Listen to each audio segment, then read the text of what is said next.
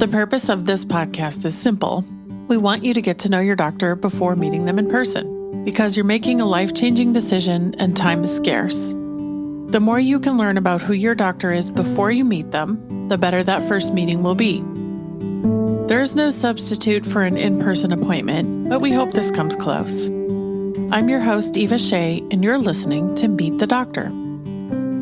Welcome to the 150th episode of Meet the Doctor. I'm so honored today to have Dr. Danielle Dumestre. She's a board-certified plastic surgeon in Austin, Texas, right down the street from me. And I just told her before we started that I get my hair done right next to her office about every 6 weeks. Welcome to the podcast, Dr. Dumestre. Thank you. Thanks for having me. Excited to be here and participate in this.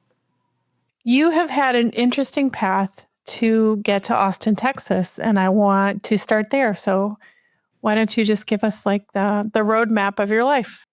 Yeah, sounds good. I am Canadian, born in Calgary, Alberta. Often people know it by being next to Banff.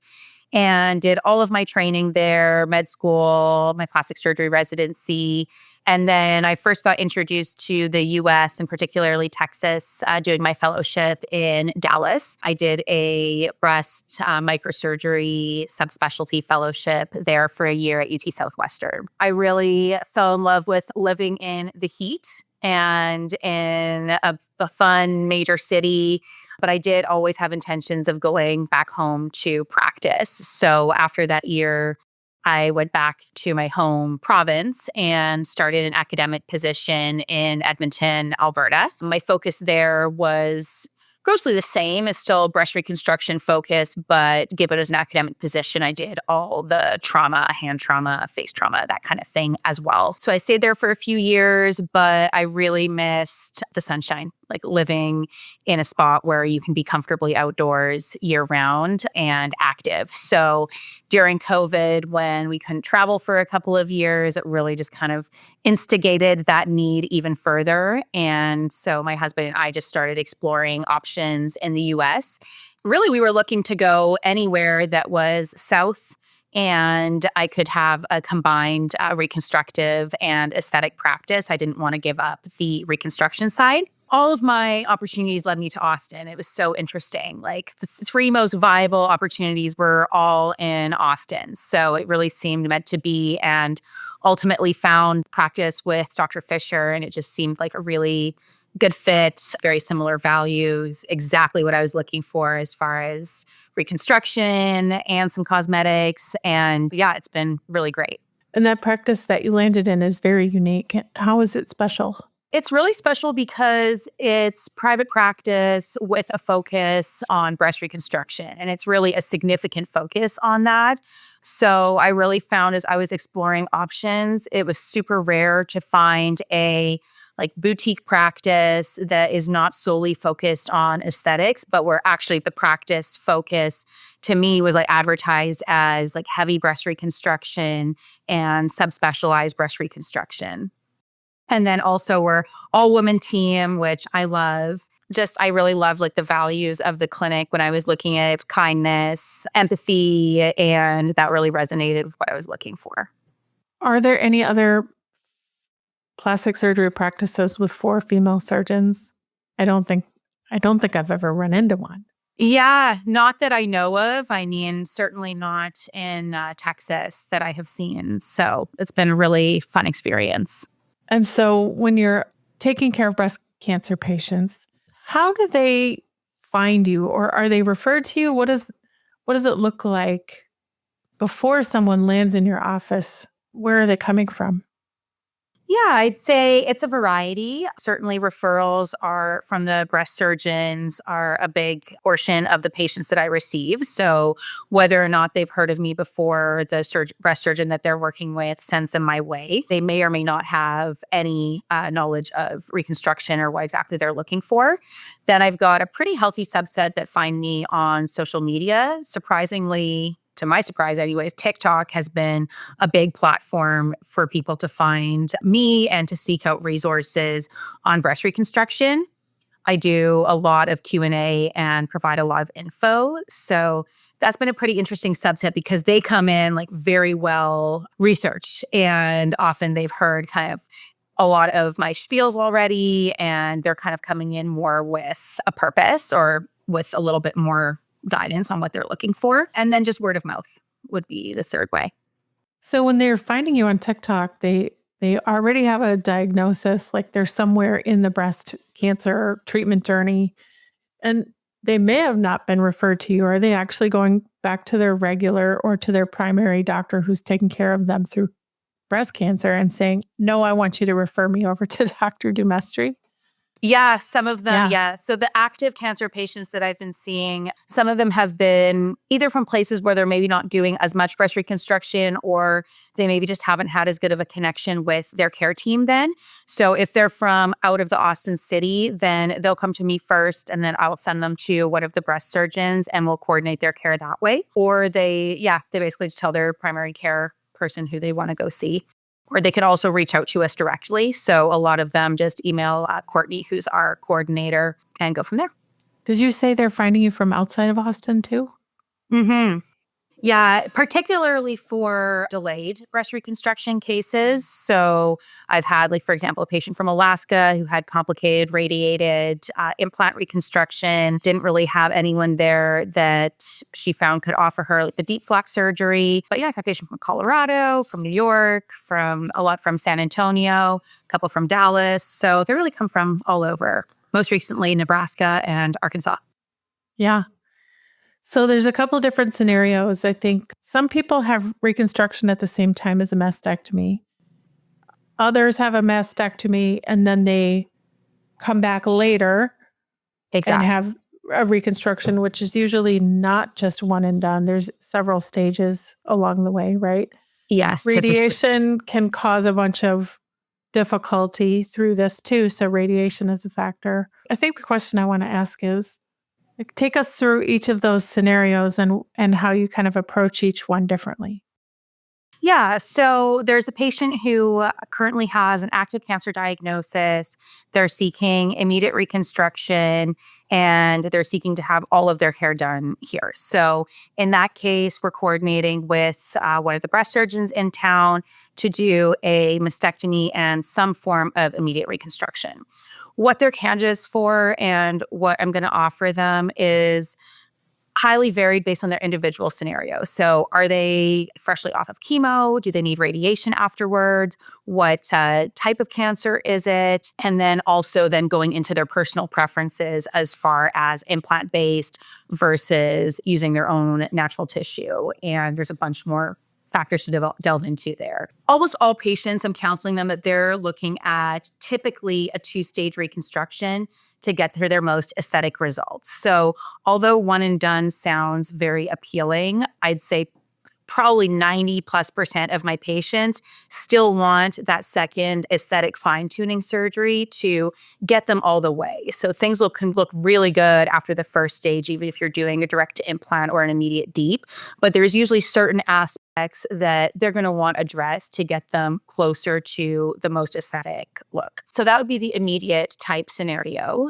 Second one would be that they have had their mastectomy done and they've had some sort of reconstruction placed. So whether that be tissue expanders or they have temporizing implants. And in this case, they're looking for either an alteration to that, like say they've had implants placed under the muscle, they're unhappy with animation, or they've always intended to do a deep flap. They're just either looking for somewhere that has a little bit more specialization in that, and then they'll come to me after that first stage of the reconstruction is done. So in that case, depending on the scenario, it may just be a 1 surgery type thing, but typically it's still going to be a 2-stage, especially if they're about to get their deep flap to do all of that contouring. And then the third scenario would be that they have had their mastectomy done elsewhere, they went flat, and now they're seeking to get reconstruction from that starting baseline, in which case it's now a discussion on staging and just going through different aesthetic goals that come at the compromise of more or less surgery. So for example, if you're fully flat, you want a deep flap reconstruction and you don't want to have a big patch of belly skin to resurface the breast to give it that volume. Then you're now committed to a 3-stage surgery where first we stretch the skin, wait, fill it with the DIEP flap, wait, do the final contouring. Whereas some patients may opt, I'm not as concerned about the skin patch. I want a shorter course. And then we can do a delayed DIEP flap right away, use the belly skin to give that breast shape, and then do the final contouring surgery. Lots of options. There's a lot going on. Yes. Yeah. One thing I wondered while you were walking us through that very complex menu Very. is that does going flat have a trend? Do people all of a sudden realize they can go flat and want to go flat and decide I'm going to go flat? And then later on, maybe come back and say, I don't want to be flat anymore. What can we do? And then does it also happen in reverse where they have implants that were part of a reconstruction and they want to go flat after that? Yeah, I would say both. As far as the trend goes, I would say I'm less familiar with it because often the flat cases, the breast surgeons will do those primarily. Sometimes if it's a patient who maybe is a little bit more complex, like has a lot of skin or tissue on the sides, then they'll refer and we'll still do a joint case for an aesthetic flat closure. I would say that typically women who choose to go flat are usually quite happy with their decision, unless sometimes a decision to go flat is, I've got all of this cancer stuff happening right now. I've got so much going on. The thought of embarking on this reconstruction journey, making these types of decisions right now, being committed to all these surgeries is just way too much. And they're typically the ones that I'll see back. Whereas some women have a lot of peace right away with their going flat decision. And those ones don't necessarily tend to come back to get reconstruction at a later date. That is included part of my revision practice. So I've seen a few patients who come to me with a flat closure who then want it contoured a little bit better. So they may be left with like some folds, some side extra kind of fat and skin there. And so in those cases, I'll just do an aesthetic flat closure revision, make it nice and smooth so that their contour is completely smooth without those ruffles and folds. I think you hit on something important there. If anyone has made it this far into our conversation, either know exactly what we're talking about or are totally overwhelmed like I am. But what's challenging about all of it is making the right decision. And I'd love to know how you help your patients get to the right decision. Yeah, I think a lot of it is through information and education. So usually when patients are coming for the first consult, I'll tell them like, this is not a decision-making day. This is the information download day. So I'm going to go through all of these different options, write out these different scenarios, different timelines that suit your needs because, seeing each patient, it sounds really overwhelming when we're just talking about the hypothetical patient. But when I have the actual individual with whatever they may have, it's easier to kind of narrow down which potential pathways they can go down. And then usually after that, then I encourage them to go home, mull over the information either for a few days if they're an active cancer patient or sit with it if they're seeking preventative or they're not in as much of a rush. And then we circle back with a follow-up call to then go through those options a little bit further. There's a lot of pros and cons to each. So usually I find patients feel pretty good with their decision one way or the other, but there's a lot of decision-making points because sometimes they'll come to me debating lumpectomy or mastectomy, if it's mastectomy, single or double, and then reconstruction if they're doing implant, DIEP, or hybrid. While going through cancer treatment. And dealing with all of that. So it's a lot. I would say like their emotional visits, I'd say people often feel quite overwhelmed, but I just try to provide as much information as possible so that people really know like what they're getting into, like what are the big factors and key considerations. Who else is on your team there that helps with that, with those kinds of conversations? Yeah, we have a really, really amazing team. So it all starts with Courtney. She is our patient care coordinator. She went through the breast cancer journey herself. She just had her 10-year cancer-free graduation. And she was actually one of the patients of Dr. Fisher. And then after going through it all, she ended up joining our team a few years ago, and she is the first point of contact for the patients. So right away, she's the one who is taking the referrals, reaching out to them, getting their story. And I've had so much positive feedback from my patients just saying that she is the initial one that gives them hope, shares her story, shares the light at the end of the tunnel, goes through some of the initial options with them. So they already have that before they've come in. I've got my full-time physician assistant, Santina, who works with me every single day. So she's a big resource for the patients as well. And then we have our full care team with nurse, MAs. So everyone is very much on the same mission, and they see all of these breast cancer patients. So I'd say they all play a role, like whether it's one of our medical assistants pulling a drain and like hearing the patient's story, hearing how they do that day. So I feel like everyone really is involved. Yeah. Another thing I would love for you to talk about is the environment. And if I think about what breast cancer patients have to go through, perhaps the other places that they have to go for things like radiation or in and out of hospitals or, in and out of more clinical places, I think that having been to your office myself, it's a little bit like going to a hotel. Yes. That's one of the things that struck me when I first came to tour the clinic, when I was meeting Dr. Fisher and her team, was just how beautiful the space is. And her goal is to provide a spa-like experience. It smells good. It's beautiful, beautiful finishings. So even though, you are mostly going to hospitals, like very industrial type settings, we hope that at least here it can feel a little bit less clinical and a little bit more loving. Okay, so let's pivot to the other side of the practice, which is the aesthetics.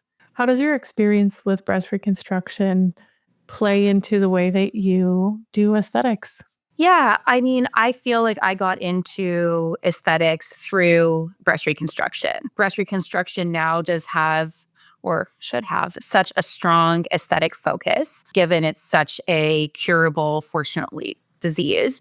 And patients then want to feel and look as beautiful as possible, that it kind of led me more to an interest in the pure aesthetic side of things. And it's also, they're just really helpful. Like I feel like aesthetic principles help with the reconstructive principles and vice versa.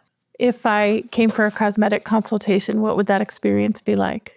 So overall, very similar. My goal is always to provide, first of all, judgment-free space. I think people come in feeling very self-conscious about certain aspects of their body, potentially, not everyone. And I also have a strong focus on identifying what exactly it is that you're seeking. People come in with very different desires, expectations. And so the consult experience is similarly to our reconstructive patients, supposed to be a calm, happy experience overall. For me, I really focus on the information gathering and providing a lot of information. I'd say most common feedback I get is that I'm very thorough, but I just think that cosmetic surgery often gets a little bit misrepresented as being like, oh, I'm just going in for a breast aug, or I'm just going in for a breast reduction. But it's very much a surgery. So I want to make sure that we're on the same page, that you know what you're getting into, that our goals are aligned, particularly when it comes to size and final appearance. And so a lot of it is just sussing that out. Like even someone coming in for a breast aug, someone might want the really high and tight, big cleavage type look.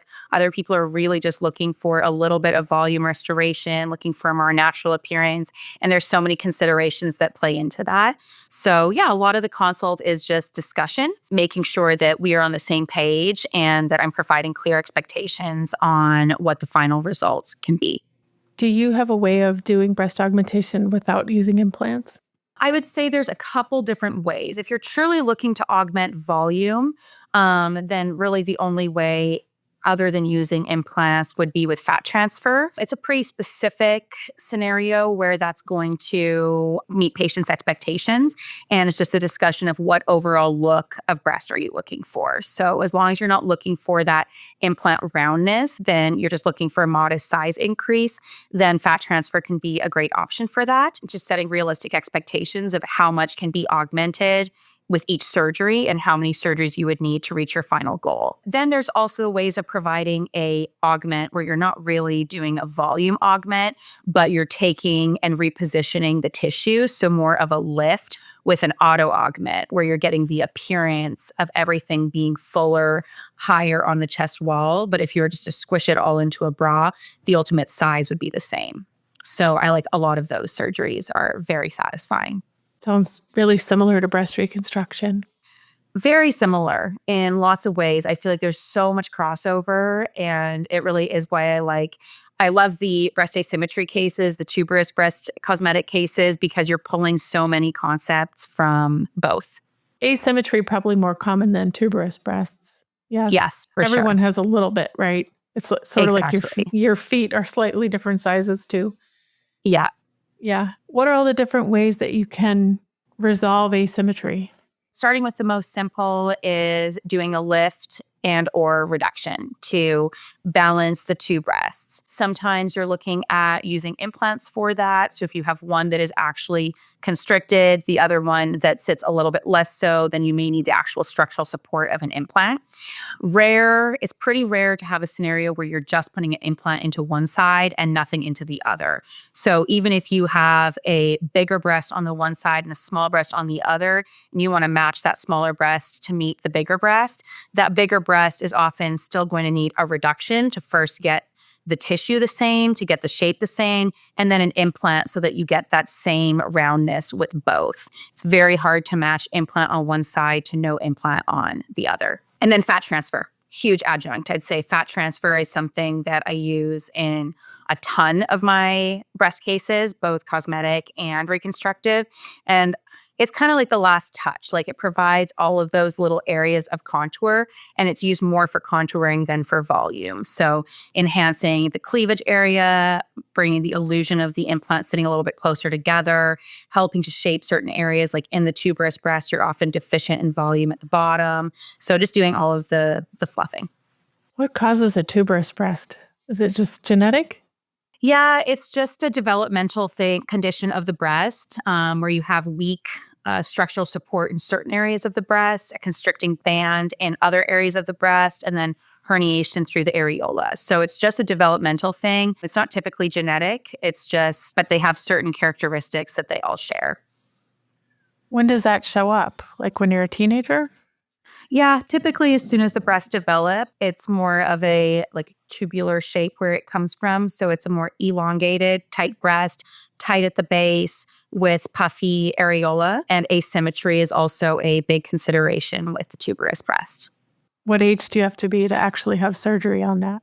So if you're looking to have a silicone implant, then you need to be over 21. So if you're looking for implant correction with that, but you can have breast surgery as a teenager, assuming that there's been, you deem that there's enough of a disruption to quality of life. I mean, some teenagers really have significant asymmetry. Maybe one breast is huge. They're suffering at school psychologically. Typically, we like to wait until development is complete, because in those cases, your breast may continue to change. And so you may end up needing premature surgery down the line. But so sometimes there's cases where you'll do it before 18. A lot of the time, they're going to be over 18 for their breast reconstruction. I feel like I knew someone around college who had a breast reduction and then lost a bunch of weight, and then she had nothing left. Yes. And that's a huge thing that I say in my younger patients, because the hormonal changes can be so huge and breasts are so unpredictable that if you're looking to have a breast reduction done, you really should wait until you're in your early mid-20s, because there can be so much change with them. But then breasts are weird because some of them will continue to grow and just get more and more huge. Some of them shrink. Some of them after pregnancy stay big. Some of them shrink away completely. Some of them grow after menopause. Some of them don't. Like it's so unpredictable what they're going to do. what could happen if you have any kind of breast surgery before you have children? Yeah. So again, you just got to expect some changes. And I'd say most breasts are going to undergo some type of permanent change to their aesthetic look if you get your aesthetic surgery before kids. There's certain exceptions to that. Like say you've got a very small breast, you get a moderately sized implant. You don't get a ton of breast growth or breast change during pregnancy. I've seen a lot of women where they still look amazing after. You can barely tell the difference. With a breast lift, if you get a lot of distension throughout pregnancy, you're just going to lose some of that pop. You don't destroy the entire results. Like it's not as if the entire thing goes right back to where it was before surgery, but most likely you're going to have a little bit of deflation, particularly to the top of the breast. Things are going to sit a little bit looser and a little bit lower. And with implants, you might get some waterfalling. So the implant stays exactly where it's going to be. And the breast tissue, with going through all of those changes on top of it, kind of falls off the implant and sits a bit lower.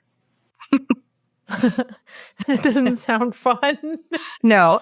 But I've never heard that before. The implant doesn't move at all. Yeah. The breast just changes around the implant. Exactly. The implant doesn't, often the implant stays more in position than the breast gland around it. Does the placement of the implant matter in that scenario? Definitely. I would say the under muscle implants maintain that higher position throughout those breast changes than if you have an over the muscle implant. It's more likely going to fall with the breast.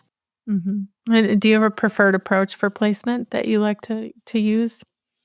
You know, I think both are good depending on the scenario, but I would say my practice has been erring more and more towards the subfascial or just above the muscle approach. I just think from an anatomy perspective, it's more anatomic. You're not disrupting one of your major muscles. You don't get the animation or the flexion every time you're doing like exercise, push-ups, etc. And it's just in general a bit of a less painful recovery. So I'd say more and more, especially for smaller implants, more natural looking results, I've been liking the subfascial approach.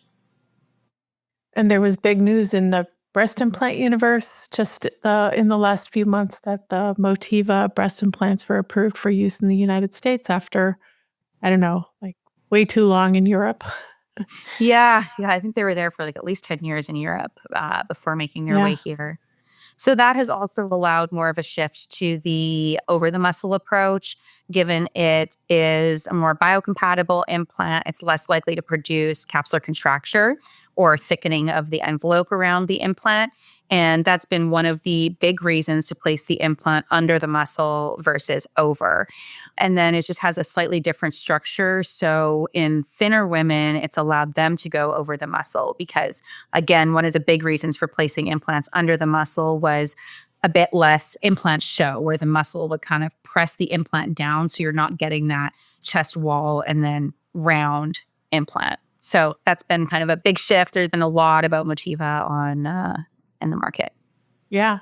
So have you been using them a lot since they came out? Yeah, I actually just did a case this morning, which was implant exchange. You put in, she had old saline implants, are actually over 30 years old, bad capsular contracture on the one side. And she had the water falling. The breast had kind of, actually hers looked, for 32 years old, they looked pretty darn good, but definitely needed a little bit of a lift to get everything in that perky position. And I put the Motiva implants in for her. And there's two shapes. There's a round and the ergo. Which one did you use for her? I went with the ergo for her. She was looking for a softer sloped approach. She didn't want anything sitting super high and round. So I feel like the ergo is for most of my patients. Round certainly has its role. There's a lot of patients seeking that look, but she wanted a more natural overall appearance to her breast. You don't have one there, do you? A Motiva ergo? I don't. I was talking to somebody the other day, and for the first time, they held it up and showed me what happens to it when you're holding it up and then rotate it, and how just nicely shaped it looks like a breast, no matter where it is, like in the rotation, if that makes sense. Yeah, So exactly. it was like has that really nice slow I pitch. get it now. Now I get it. They're really pretty. I said, that looks like my boob in high school. Yes. That might feel like everyone's goal. Like, just get me looking like I have my 20-year-old breasts. Yeah. We all remember what they used to look like, but we don't get to see them very often. Yeah. Oh, yes. Okay, old lady jokes. Yeah, they're really exciting, and it's nice, having been on this side of, well, which implants do you prefer and why? Asking that question for so long, it's really refreshing to have something new to talk about that actually is different. Yeah, exactly. Because at the end of the day, I mean, the implant market at this point, people are like, "Oh, I want the gummy bears." I'm like, they're all gummy bear. If you're getting Mhm. a silicone implant nowadays, you're getting that form stable gel. And that are you using Motiva in reconstruction too? No, not in reconstruction. It hasn't been like approved in the hospitals that we've been using. I mean, to be fair, the other implants are still very high quality, extensively researched, and give really beautiful results. And I've been using those. So I usually typically either use like a Mentor Boost implant for my patients who are looking for a bit more of a popped look. And then I use the Allergan implants for my patients seeking a more natural type reconstruction, kind of closer to what their breasts looked like before. So they both have their scenarios and can give really nice looking results. They're all still good implants, and there are really no bad choices, right? There really aren't. I mean, these ones are new. I think they've got a nice role, especially in the setting of the subfascial or above the muscle cosmetic implant placement. But by no means are the other implants a bad choice. Like lots of people are very happy with their results, and we've used them a ton in the past and still do. Mhm. Millions of times, I think. Yes. Yeah, collectively speaking. Yeah. Well, tell me a little bit about what you like to do when you're not at work. I can tell that you're extremely passionate about your work and also extremely knowledgeable, but there's got to be another side to you. Yeah, I love my life outside of work. Lifestyle in general is very important to me. I absolutely love my job in Canada, but I felt like it wasn't enough without the beautiful weather. I love being outside and being super active. My husband and I go on walks like almost daily down the river path. We've got the stand-up paddling, we've got the boating activities. I love yoga. Like that's one of my main forms of Zen and exercise and just fitness in general. I like to be outside and active. So that's probably my one thing. And then the other thing that I love about Austin is I'm just super passionate about like music and live music. I find so rejuvenating and just kind of is such a good way of like taking your mind elsewhere and not being 100% focused on work. So I do go to a lot of concerts and shows, and Austin has a never ending supply of that. So I feel like that's how I spend all my time in Austin. Either I'm outside doing something active or I'm at some sort of music event or relaxing. Yep. You're officially here. Yes. You don't even sound Canadian anymore Until I say about. That's until when you people say say they about. can hear it. Yep. And do you like hockey? I mean, I grew up in Minnesota and I hate hockey. I mean, if I have to pick a sport to be behind, I would say hockey, but I'm just not super into I like playing the sports. I'm not super into I don't really follow anything. So but yeah, if I had to pick something, I mean hockey is just what I'm most familiar with. So it's what I'm able to get the most into. Hmm. That's good. But no animals, no children, not yet. I've got a baby in the belly. Oh, you Yeah, do? I do. Due in July. So very excited for that. Wonderful. Yeah. It's been my partner and I for 13 years and we haven't had pets or anything. So we're excited to have this next chapter, the little one. That's great. Yeah. Oh, I'm so excited for you. It's the best Yeah. thing ever. Me too. It's fun. So, I mean, still early days. I think I'm about almost 5 months in, but still about 5 months to go. So, it's a Yeah. long It's road. funny how they say it's 9 months, but it's really 10. It's really 10. That was disappointing to realize. I know. It's like a whole school year. I just said that to my daughter the other day. How long Yeah. she was asking me, like, they're always asking me questions about babies in your belly. How long Yeah. how long was I in your belly? A whole school year. Can you believe that? It took Yeah. forever. It's a long time. I was Yeah. over at Dr. Fisher's house for the Super Bowl, and she was pulling out her ultrasound and looking at it and showing her at Connor was her running up, house, she looking. just checked the baby. Fantastic. Yeah, it was pretty great. Yeah, these are in-office perks in your office. Exactly. Good stuff. Sneak peek. Well, if someone's listening today and they've made it all the way to the end, they probably feel like they know you a little better. How can someone reach out, schedule a consultation, or get in touch with your office? Through the regular channels of our office, we're listed online, Austin Plastic and Reconstructive Surgery phone number, but email is actually probably the best way to reach our coordinators. So if we're looking for a reconstructive consult, Courtney at austinprs.com. And then for cosmetic consults, amanda.c at austinprs.com. Otherwise, I also have patients reach out to me directly on social media, either Instagram or TikTok, and leave me their contact, and I'll have one of our coordinators reach out to get them all settled. So Dumestre_plastic surgery everywhere. I'll make sure that's in the show notes. Do you do virtual consults if someone's not in town? I do. Yeah. Yeah. Virtual consults are, they've been great for the out-of-town patients. Yeah. Total game changer. Yeah, 100%. Well, thank you so much for all your wonderful wisdom and for letting us hear a little bit more about you today. I really appreciate it. Thank you for having me. This has been fun. If you're considering making an appointment or are on your way to meet this doctor, be sure to let them know you heard them on the Meet the Doctor podcast. Check the show notes for links, including the doctor's website and Instagram, to learn more. Are you a doctor or do you know a doctor who'd like to be on the Meet the Doctor podcast? Book your free recording session at meetthedoctorpodcast.com. Meet the Doctor is made with love in Austin, Texas, and is a production of The Axis, TheAxis.io.